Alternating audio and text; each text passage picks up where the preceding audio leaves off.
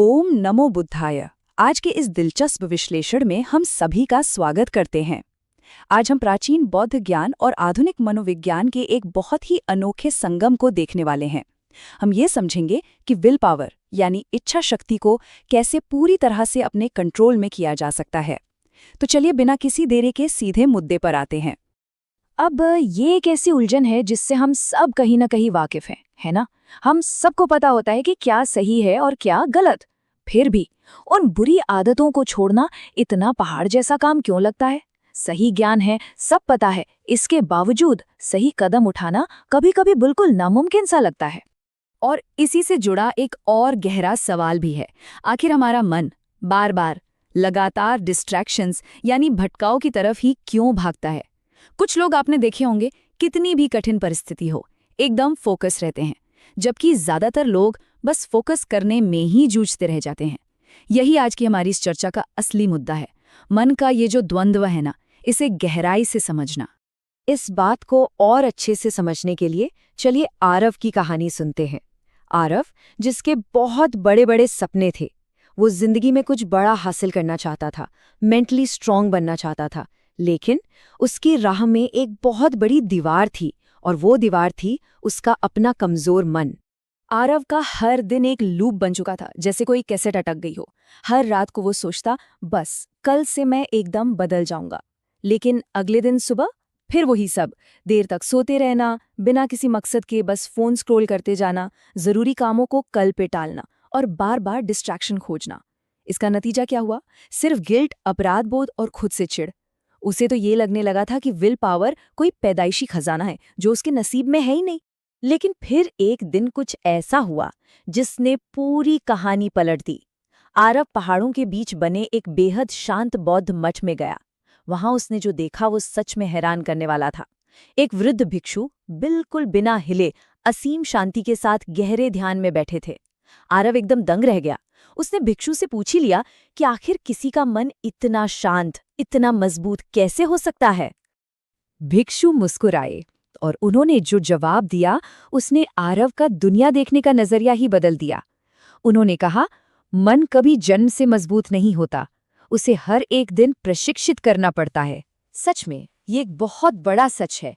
अनुशासन या फोकस कोई ऐसी चीज नहीं है जो माँ के पेट से मिलती है, बल्कि ये तो एक रोजाना की जाने वाली प्रैक्टिस है।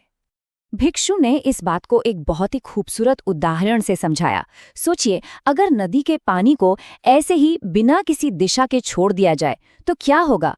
वो हर तरफ बस ऐसे ही फैल जाएगा, बर्बाद हो जाएगा। लेकिन जब उसी पानी को एक साफ दिशा मिल जाती है ना, तो वो एक इतनी शक्तिशाली धार बन जाती है जो बड़े बड़े पहाड़ों का भी सीना चीर सकती है। बिल्कुल यही बात हमारे मन पर भी लागू होती है। बिना अनुशासन के मन एकदम कमजोर रहता है, लेकिन जैसे ही उसे सही दिशा मिलती है, वही मन असीम शक्तिशाली बन जाता है। बस उस दिन के बाद से आरव ने छोटे छोटे बदलाव करने शुरू कर दिए। सुबह थोड़ा जल्दी उठना, रोज सिर्फ 10 मिनट का ध्यान लगाना, फोन और डिजिटल डिस्ट्रैक्शंस को कम करना और रोज के छोटे छोटे गोल्स को पूरा करना। शुरुआत में हाँ बहुत मुश्किल लगा, लेकिन धीरे धीरे उसका फोकस और कॉन्फिडेंस दोनों बढ़ने लगे। इससे एक बात तो साफ हो गई, इच्छा शक्ति कोई जादुई चमत्कार नहीं है, ये एक सीखी जाने वाली कला है। अब ये तो हो गई कहानी। चलिए अब इसके पीछे के विज्ञान को डिकोड करते हैं और इच्छा शक्ति के इन 5 मनोवैज्ञानिक सिद्धांतों को समझते हैं।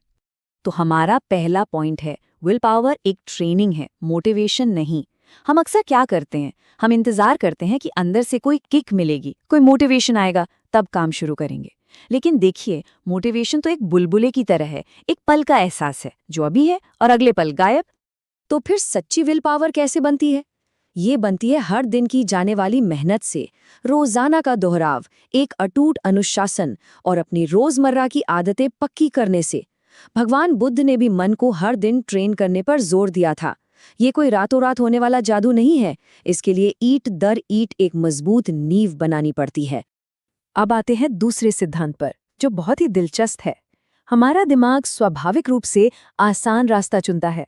अगर मनोविज्ञान की माने तो हमारा मस्तिष्क कुदरती तौर पर आराम, तुरंत मिलने वाले मजे और शॉर्टकट्स की तरफ भागता है। यह हमारी बायोलॉजिकल सच्चाई है, इसमें कोई दो राय नहीं है। और इसी वजह से हमारे अंदर हमेशा एक जंग सी चलती रहती है। एक तरफ है शॉर्ट टर्म कंफर्ट, जैसे बस लेटकर सोशल मीडिया स्क्रॉल करना, काम को टालते रहना और नशे की तरह चिपक जाने वाले डिस्ट्रैक्शंस। और दूसरी तरफ है लॉन्ग टर्म ग्रोथ, यानी मानसिक अनुशासन, गहरा फोकस और सच्ची तरक्की। विल पावर का सीधा सा मतलब ही यही है कि उन पल भर के सुखों को छोड़कर उस लंबी अवधि के विकास को चुना जाए जो असल में मायने रखता है। तीसरा सिद्धांत मेरी नज़र में सबसे ज्यादा काम का है। छोटी जीतें ही विल पावर की असली ताकत है। बड़े बदलाव कभी भी अचानक नहीं आते, वो तो असल में बहुत ही छोटी छोटी रोजमर्रा की सफलताओं की नींव पर खड़े होते हैं। जब कोई इंसान दिन भर की छोटी छोटी आदतों को पूरा करता है, खुद से किए गए उन छोटे वादों को निभाता है, तो दिमाग में एक जबरदस्त सेल्फ बिलीफ, एक अटूट विश्वास पैदा होता है। ये पूरी प्रोसेस दिमाग की वायरिंग को ही बदल देती है। दिमाग को खुद पर भरोसा होने लगता है और वो ये मान लेता है कि अनुशासन में रहना ही उसकी नेचुरल स्टेट है ना कमाल की बात। चौथा सिद्धांत है अवेयरनेस, यानी जागरूकता के बारे में।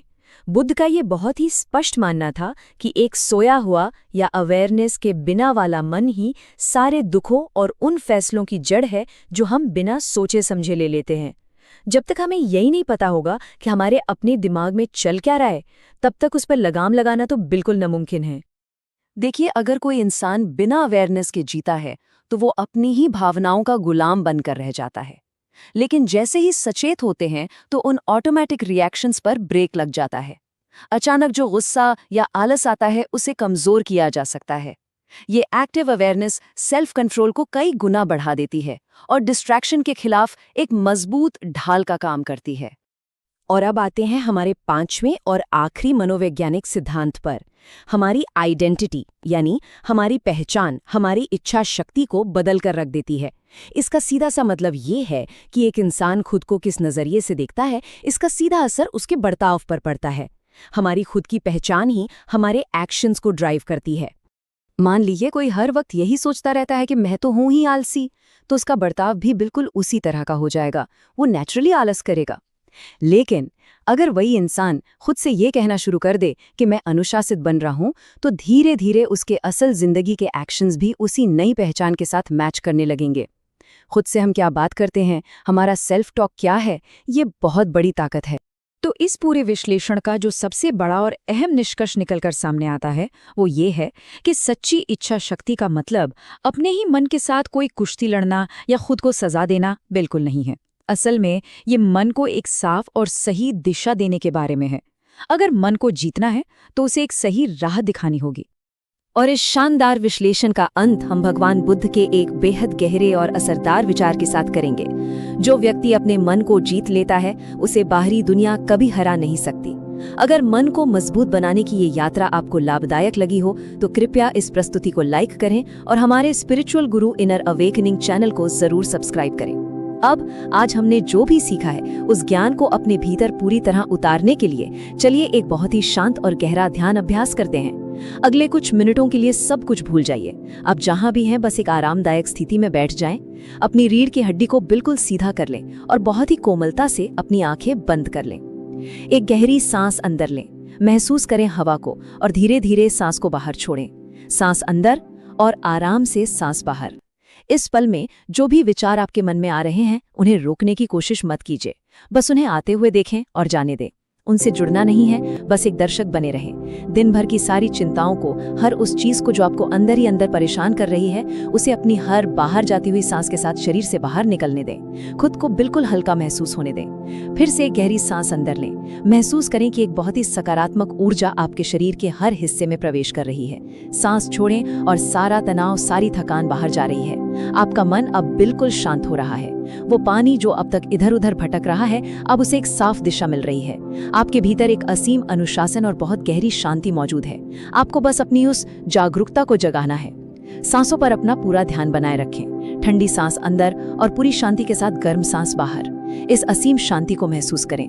यही एकाग्रता, यही ठहराव आपका असली स्वभाव है। बस इसी तरह अपनी सांसों की लय को महसूस करते रहें। हर एक सांस के साथ मानसिक रूप से आप और भी अधिक मजबूत हो रहे हैं, शांत हो रहे हैं। अब जब भी आप पूरी तरह से तैयार महसूस करें, बहुत ही धीरे धीरे अपनी आंखें खोल सकते हैं। आज की इस गहरी शांति और अनुशासन को अपने साथ पूरे दिन लेके चलें और खुद से एक छोटा सा सवाल जरूर पूछें। आज वो कौन सी एक छोटी सी आदत है जिसे बदलकर अपने मन को जीतने की शुरुआत की जा सकती है? हमारे साथ इस सफर में जुड़ने के लिए आपका बहुत बहुत धन्यवाद।